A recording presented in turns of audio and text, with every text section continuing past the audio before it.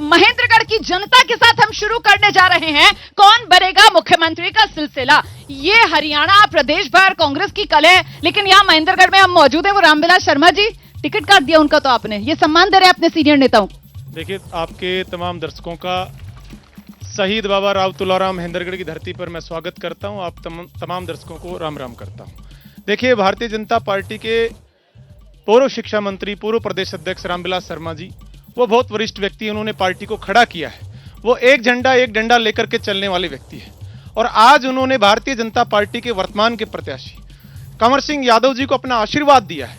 और उस आशीर्वाद को लेकर के उससे पहले वो अपना नामांकन भी तो दाखिल कर चुके थे ना यहाँ से। पार्टी ने उनका नाम नहीं ऐलान किया, लिस्ट में उनका नाम ही नहीं था।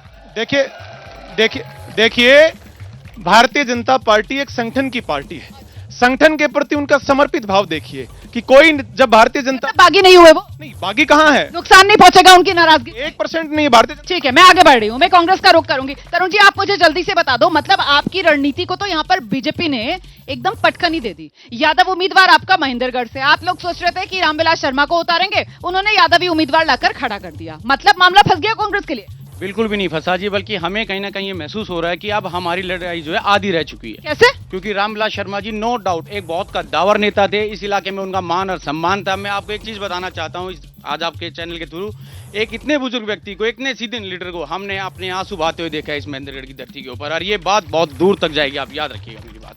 कांग्रेस को रामविलास जी टिकट कटने के बाद भरपूर फायदा मिलेगा, ग्राउंड पे फायदा मिलेगा और हमें फायदा मिल रहा है। हम जिस तरह से पब्लिक में जा रहे हैं, पब्लिक उस चीज को, उनके दर्द है यहाँ इस चीज का, वो आज वोटों के ऊपर 5 तारीख को और आपको सामने दिखाई दे। ये सेल्फ गोल कर दिया क्या बीजेपी ने? देखिए, इतने वरिष्ठ नेता के प्रति इनका श्रद्धा भाव है, तो ये फॉर्म क्यों भरते? कांग्रेस का उम्मीदवार ड्रॉप कर देता अपने आप को। क्या तो रामविलास शर्मा को आपने उम्मीदवार बनाया क्या? ये रामविलास जी के प्रति इनका जो श्रद्धा भाव है डॉक्टर तरुण जी का, इनकी पार्टी का, ये अब क्यों जगह है? वो हमारे कार्यकर्ता, हमारे पिछली बार वो कह रहे हैं कि इतना ही श्रद्धा भाव था, तो पिछली बार कैंडिडेट क्यों खड़ा किया था उनके खिलाफ? वो स्वयं चुनाव लड़ रहे थे।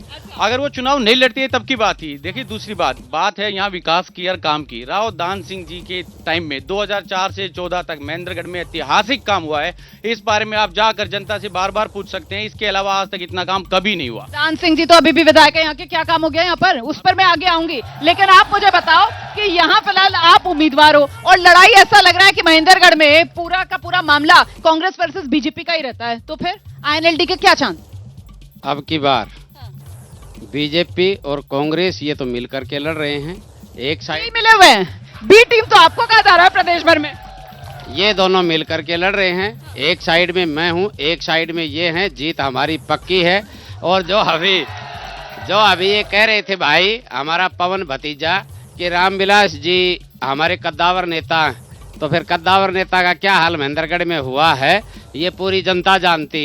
अगर इतने कद्दावर इतनी इज्जत उनकी करते तो फिर इन्होंने बराबर में ताल ठोक कर, क्योंकि उन्होंने फॉर्म भी भरने का काम किया था। लेकिन अधिकारी जरा फ्रेम खोल दीजिए, हमारे कैमरामैन से कहूंगी जरा फ्रेम खोलिए। यहाँ पर कह रहे हैं सर कि हमारे एक तरफ मैं हूँ और दूसरी तरफ कांग्रेस बीजेपी एक साथ है। इधर भी तो 2 लोग खड़े हुए हैं, ये भी प्रत्याशी हैं आम आदमी पार्टी के। मनीष जी, आप हैं किसी रेस में या नहीं है? बिल्कुल गिने नहीं रहे आपको?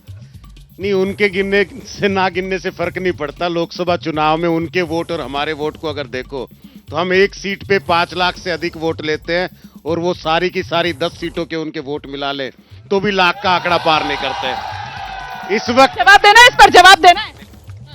देखो क्या है, ये नई पार्टी आई, ये नई 2 राज्यों में सरकार चला रही है वो नई पार्टी। हमने तो हमारी पार्टी में तो देश का उप प्रधानमंत्री भी रहा है ना चौधरी देवीलाल। जो काम हमने विकास का हरियाणा में किया है कोई कर नहीं सकता। नई पार्टी की दाल निकलने वाली है, वो कह रहे हैं। देखिए, उनकी पार्टी ऐतिहासिक पार्टी रही है। प्रधानमंत्री उन्होंने दिया था, कभी सरकार चलाई थी, वो इतिहास में रहने वाली है।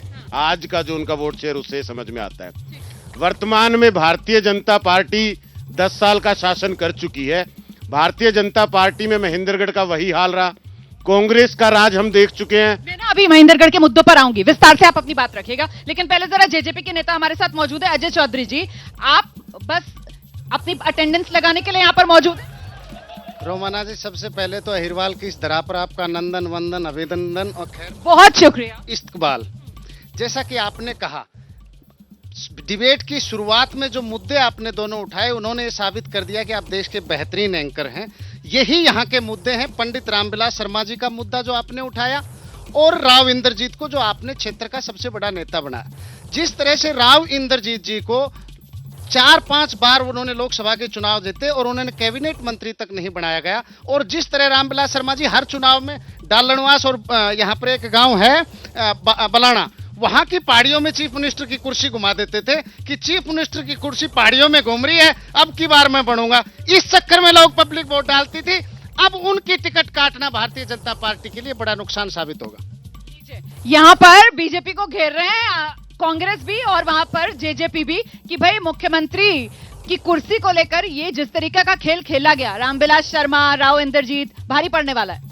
देखिए, इनके पास कोई मुद्दा तो बचा नहीं। हमने इतना विकास करवाया है, सिर्फ रामविलास शर्मा जी को लेकर के घूम रहे हैं। आज वो पार्टी में है, उनके पुत्र हमारे नॉमिनेशन के समय रहे और यहां रोड शो था उसमें रहे, लेकिन इनके पास कोई मुद्दा बचा नहीं है। दक्षिणी हरियाणा में जो पिछड़ा क्षेत्र था, कांग्रेस ने हमने पिछड़ापन का दाग दिया, उसको धोने का हमने काम किया। नहरों के अंदर पानी हम लेकर के आए, सड़कें हमने बनाई, इससे बड़ी क्या बात हो सकती। तो विकास की गंगा बीजेपी ने बहा दी है क्या यहाँ पर अहिरवाल लैंड में? सवालों के साथ तैयार हैं आप?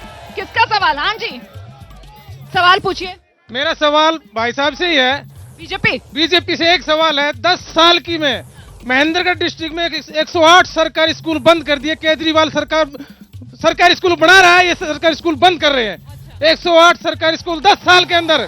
गांव रिवासा के अंदर पशु अस्पताल है, 10 साल के अंदर जर्जर होकर नीचे धस गया। कब चालू होगा? अब तक शिक्षा स्वास्थ्य महेंद्रगढ़ में सवाल इनका है। और किसका सवाल है? जल्दी से सवाल पूछिए। मेरे छोटे भाई पवन ने एक बात बताई अभी कि नहरें करवाई। एक कच्ची नहर खुदवाकर, सिर्फ एक कच्ची नहर जिसमें भी बरसात के सीजन में पानी आता है। पिछली 5 साल से यही एक मुद्दा है कि हमने नहर बनवा दी। इसके अलावा कुछ काम हुआ इस राज्य में? पवन जी आप तो वहां से विकास की गंगा बहा रहे थे, यहाँ तो पब्लिक पोल खोल रही है। और किसकी? हाँ जी, जल्दी से। मेरा बीजेपी के पवन जी को छोड़ के सभी उनसे सवाल है, क्या आप सभी को रामविलास और यही दिखता है क्या? आप अपना एजेंडा लेकर नहीं आए लोगों के बीच में बताने के लिए कुछ भी। आप अपने विकास का एजेंडा बताएं, आपने पीछे क्या किया है उसके बारे में चर्चा करें। बीजेपी ने जो किया है वो बीजेपी का वो बताएगा, आप अपना बताएं आप क्या करना चाहते हैं। वो कमियां गिना रहे हैं ना बीजेपी की। कमियां बीजेपी ने 10 साल गया, इससे पहले कांग्रेस का राज था 10 साल तक। हमारे दादरी और महेंद्रगढ़ के बीच में रोडवेज बसें चलना बंद हो गई थी। इन रोडों का आकर बेहतर कर दिया हाल। हाँ जी, बीजेपी ने बेहतर किया है। कांग्रेस वाले जवाब देंगे। हाँ जी मैडम जी, यहाँ पर कांग्रेस प्रत्याशी और बाकियों से मैं पूछना चाहूंगा, जो भाई क्लेम करते हैं नहरें बनी हुई थी, उन नहरों में नहीं, किसानों की आंखों में पानी था। नहरों में एक बूंद पानी आता हो तो उन नहरों वो किसानों के हित में काम किया बीजेपी ने। किसानों के हित में नहरों में पानी, स्वास्थ्य, शिक्षा। पहले अस्पताल केवल मेडिकल सर्टिफिकेट, वो भी फर्जी डॉक्टर के कमरे पे मिलता था। आज स्वास्थ्य सेवाएं मिलती थी, रोहतक एक्सरे के लिए जाना पड़ता था। आप जो बात कह रहे हैं तरुण जी से इस पर जवाब लेंगे, क्योंकि तरुण जी ये तो वाकई में हकीकत है ना भाई। अभी 24 लोकसभा चुनाव हुआ है और यहाँ जो लोकसभा सीट है तो उसके हिसाब से अगर देखा जाए सारी की सारी विधानसभा सीटों पर बढ़त किसकी? बीजेपी की है। बिल्कुल ठीक बात आपकी, लेकिन इसमें गौर करने वाली बात ये भी है कि जो चुनाव बीजेपी पिछली बार 4,40,000 से जीती थी, वो 40,000 पे लाके खड़ा कर दिया। ये रावदान सिंह जी की मेहनत और कार्यकर्ताओं की मेहनत थी। 90% वोट भाजपा के जो वो खत्म कर दिए। रही बात अब सड़क की, इन्होंने जिक्र किया सरपंच साहब ने, ये कहते हैं कांग्रेस सरकार में रोड टूटी हुई थी, इन्होंने रोड बनाई। 2024 में वो रोड बनी है, 14 में सरकार आई थी। ये सरपंच थे जो बोल रहे थे। हाँ, 10 साल में एक सड़क बनाई है, वो भी 10वीं साल में बनाई है, और उस सड़क के ऊपर इनको वोट चाहिए। अगर इस सड़क की इतनी जरूरत थी तो 2014 में सरकार बनी थी, सबसे पहले सड़क बनाते। 2024 में सड़क बना रहे, उस सड़क का काम चालू है और उस सड़क के ऊपर इनको वोट चाहिए। क्या मतलब?